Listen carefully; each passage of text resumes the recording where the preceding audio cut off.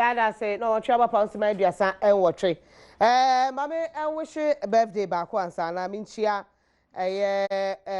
soft mammy, ya, don't call, and I feel mammy comfort a year upon, and she has son call a year boabe, so men can share must say, what do ye, papa, I don't see a dear. What you more a yes of mammy, ya, don't call, so mammy, and a payment shall be, and I feel mammy comfort upon. It's just on Goma Munata. Now, or say, and I mean, dear soft hospital for Binchiamo. I'm told, say, I said no, 5 in a free mono. That's not a true representation. Well, how about this? It's near to me. I check area. I said, I pray why the panel so you from Mononam. I told me Casacasa there. And that's how cry you should work the things the way is supposed to be done. Then 1 year so in Mudimbo, nay, on try any be and you fine. And I'm if it's not so, you better watch your sanity, then there's no, you can simply say, okay, sorry, but be on your sanity, then that's fine. It's not a big deal. Yeah, to us one now, BC Ramatu, and there Ramatu birthday. Now, Ramatu see our money, dear, won't go to school. And happy birthday, and comma Ramatu Karim. Wedding fear and watching Ramatu Karimu or Boasi Zongo. Happy birthday to you. Rashid Mohammed Alaji 1, marketing manager of West FM. Ewo Elibo 2nd June and an AO birthday and belated birthday to Woso. Belated. I say I want to wish my father obey Enim Thomas OTC in Sawam a happy birthday. So happy birthday to you. Obey Enim Thomas or OTC or Chame. Ama ko eda kwa eye no afrase adwada ntie ne na ase di mu akosi efiada ntie betu aheda kwa bia so se eye necrology necrology de minti bi da wo se na kwa kudu a wodi mfie eduosia enso na afi akua tabu a ono so enya eduowotwe enum alias eye akua court nti na eyi yo breso a ye bebo momate eye memene da ene kwasiada ni fiada nyina ye beka ho asem fiada na se yalanche yi ene ade anti o cha me yi ane pe wa frase ntem na so ye frase ya ma o kama ene enkomo letter no bi dia bra ye ntumi ntina so kosi ya wada nti ye kan bi ene ala pe ya wada ne akai bi letter no nyina le se rabe wo so woni ne uncle enete ne uncle no baba ma ya okọ school university bi na o we se de uncle ne tie na ma bon to fala me de ma no uncle no aka che no raba ne so o mpese obanyim na waba because raba ne ma me ne papa nyina afiri mu na wo fa no age no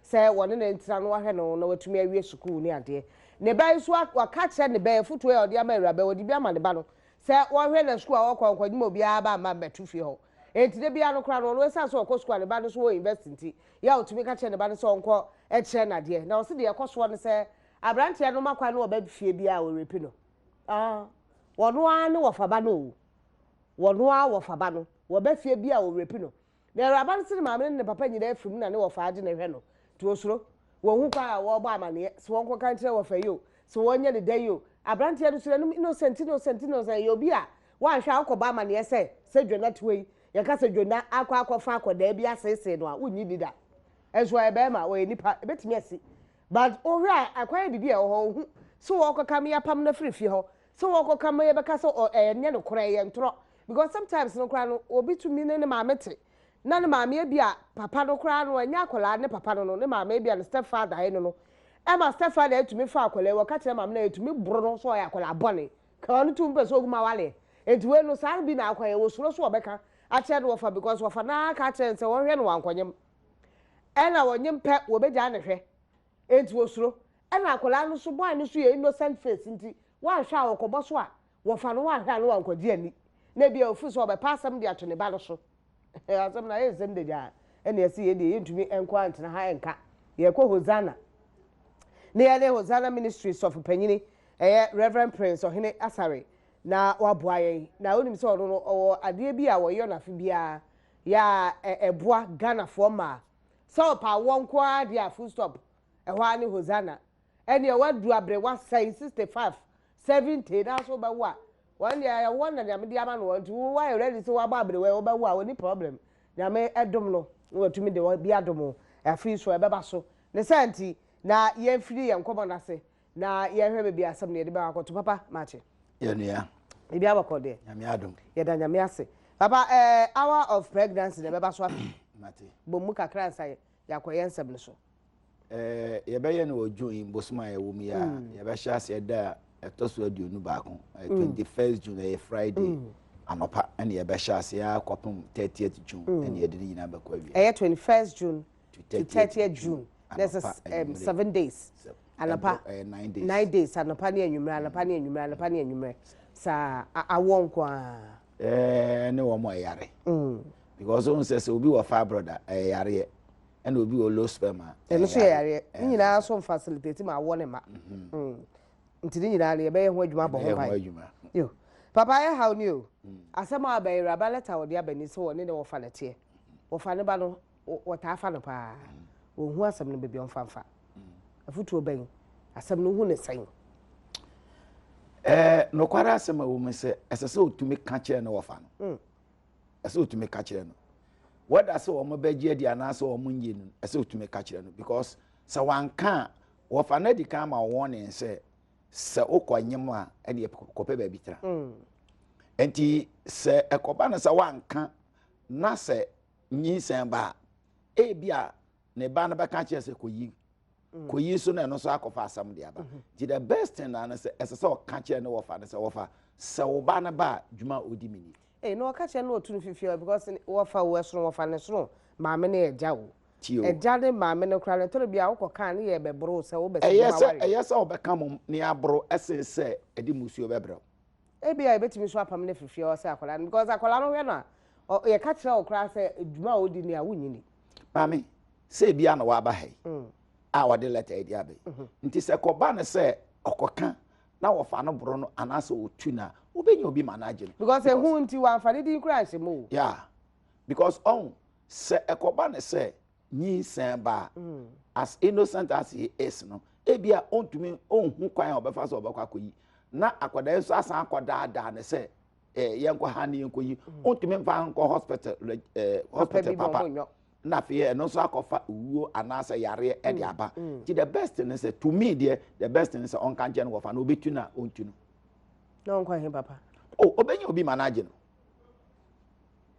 aye better say obeye no sa because ti say na America no a life or death because one koka na say nyinsan ba kwan be so because somebody like that it probably will be difficult to prove and kwan be so one kan share papa say one train na akola ne ba ho or ye de o ye na wa record no anas onye den obetuma ya nesa I think say and that the phone nyame adom phone ye na obetuma asete woden ho na wa yes adwuma no ana say edu a onti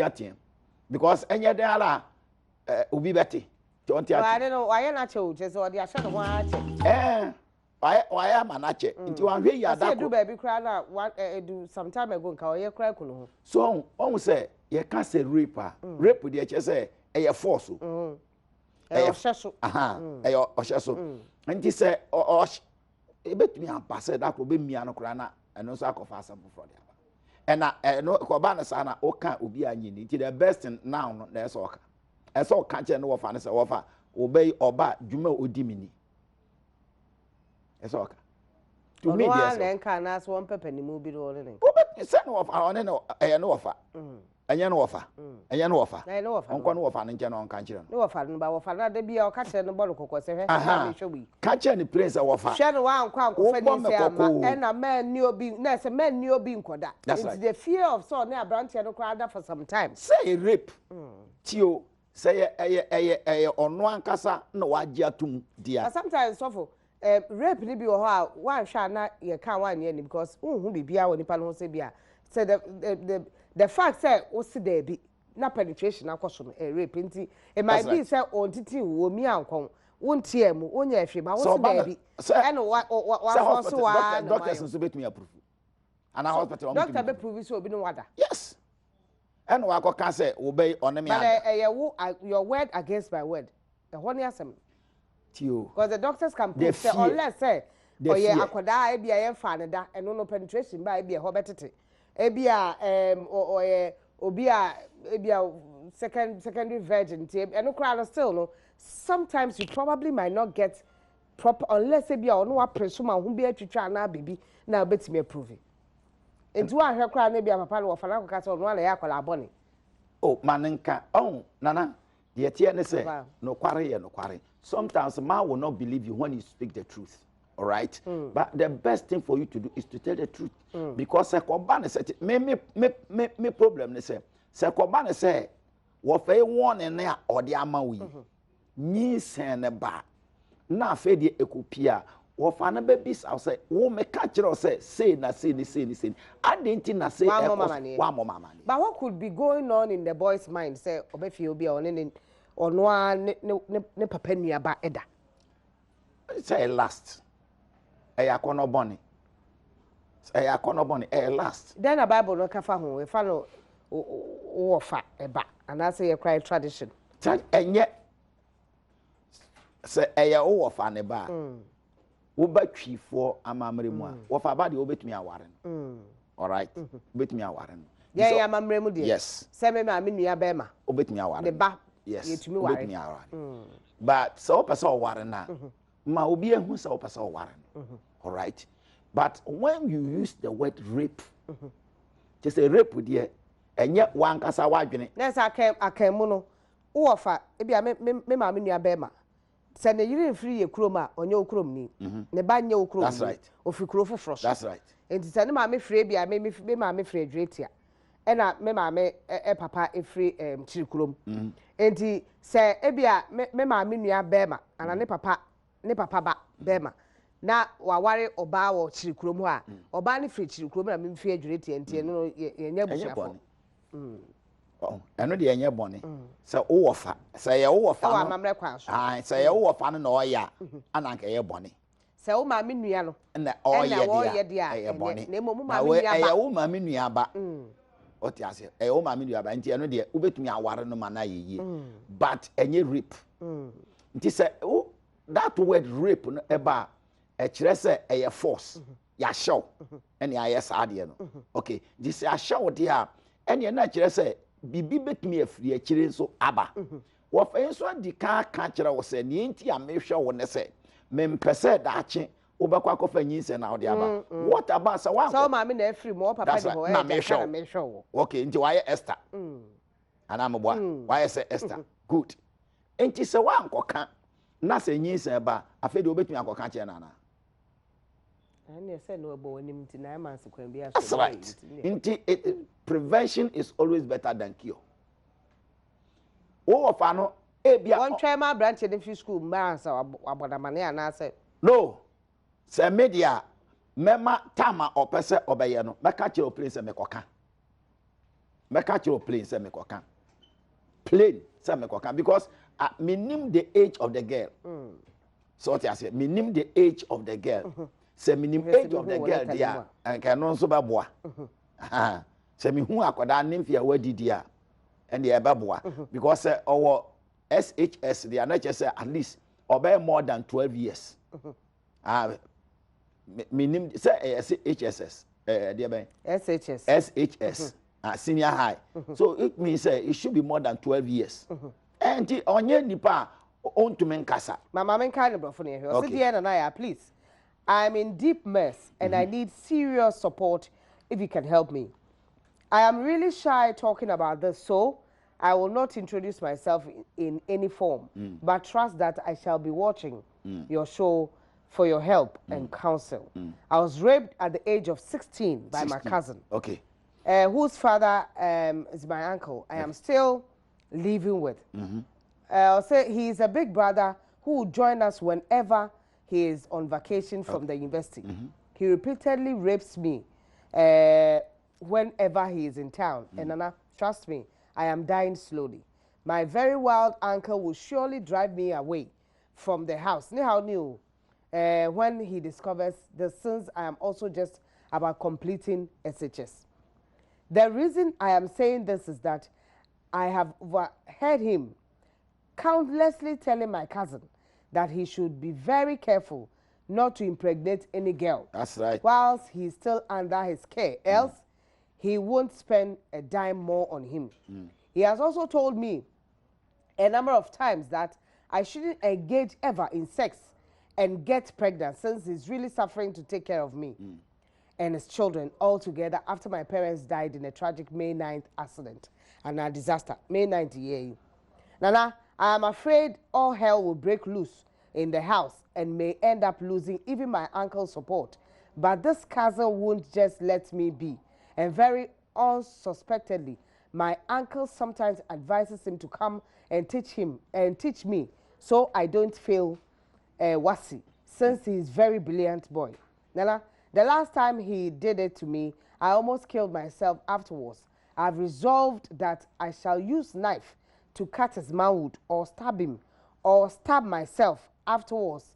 But seriously, the thought of it terrifies me. Ne how nani. Ne say, Papa no cry catch and the band say, well, resolution miensa why you are wrong. To cut the manhood wrong. Ah, was so betra. Overstab Obemba no wrong. What evidence? Once overstab wrong. Best in answer, or catch it all of say, Papa. What catch our father and the ban obey the hill? Onya, so I catch and the ban say, no, even Papa Nankasaba, Nebano. What catch and the ban was in Mountain Mobi. Ne taku sempo awon 5 any biom. Nse we de onya. Enti onu suro ma no ho sai suro ma branche. Onya nyemoye. Okay. Nti se te sa de a na opene de a on kancha branche ne se me kwa ko kancha ro papa.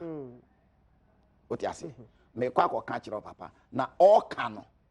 O make sure say obe record. Oh, evidence. Yes. On kancha in place ujafo. I am going to tell your father what you have been doing to me, and that enough is enough. That's it. No. What Pemaka na papa be ja omu yemi na ahwe No. Because you according to her, I say I am dying slowly.